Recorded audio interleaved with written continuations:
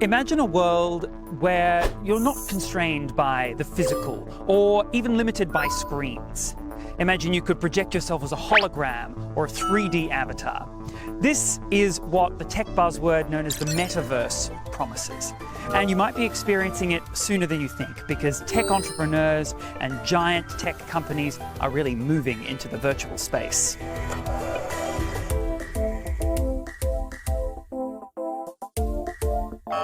So we're in the Metaverse. This is supposed to be me in a bad hat, but we are going to be having a look at some of the things we can do in the Metaverse.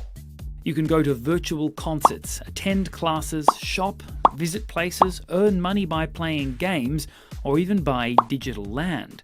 Moreover, you can do a host of things with this digital land, just like physical land, including selling it on a secondary market, perhaps even making a profit, renting the land to somebody, or using it as an advertising space. One of the main questions about it is ownership. How can we determine who owns what in the Metaverse? And we do that through NFTs, non-fungible tokens. And we can see here there's a lot of artwork on display here. China is becoming a much more sort of vibrant space for NFTs and their production. I think we can have a look at some of these here. And we can walk along and have a look at some of the other artworks that are on display here. How big is the NFT market in China? I don't have exact numbers, but I would estimate it was in the billions of RMB in both like primary and secondary markets, and still growing at a very fast speed. Who's trading in NFTs like the ones we can see here? What are the sort of most hotly traded NFTs in China at the moment? It supports like RMB payment, right, in local currency. So that actually opens up the audience to the broader society. So everybody who has a favor for their own, culture or like brand or even like movie star, they all can participate. We've noticed as well that a lot of artists have been selling, as we can see, selling their artworks as NFTs. What's the attraction of doing this? It's really easy to copy paste arts. You cannot define the ownership of a digital arts, right? However, with the technology of NFT, people in the first time can actually prove the ownership of our digital art. When those artists' work are traded in the secondary markets, part of those trading, the trading revenue are allocated back to the artists, which will not be able to happen in the traditional world, because on the blockchain, it's a digital artwork. When it's actually every time it's happened, it's on chain, and then when the settlement happened, part of the revenue are actually not, automatically allocated to the artists in the smart contract. So it's very cool.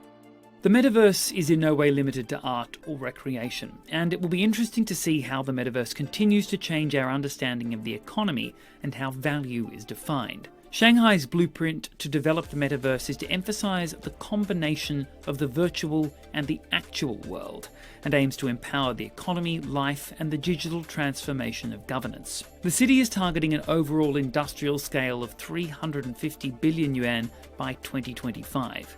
One of the projects the city government has been working on is the digitization of the city. When we talk about a digital city, what sort of ecosystem are we talking about? What are the main components? What goes into a digital city? I think at the surface level would be mapping. There is a digital version of the city, and it has important mappings of the real aspect of the city. That in the Metaverse, you also have your identity, which is somehow linked with your real world.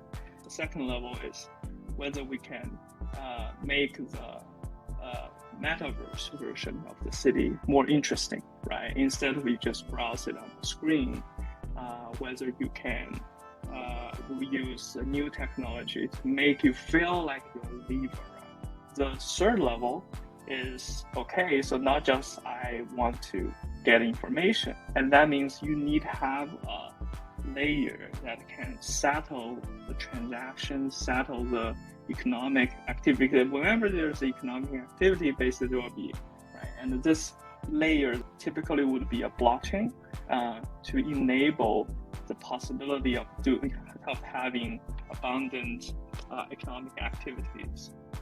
Shanghai is doubling down on the metaverse by including it in its 5-year development plan, which mentions encouraging metaverse use in public services, business offices, and other areas.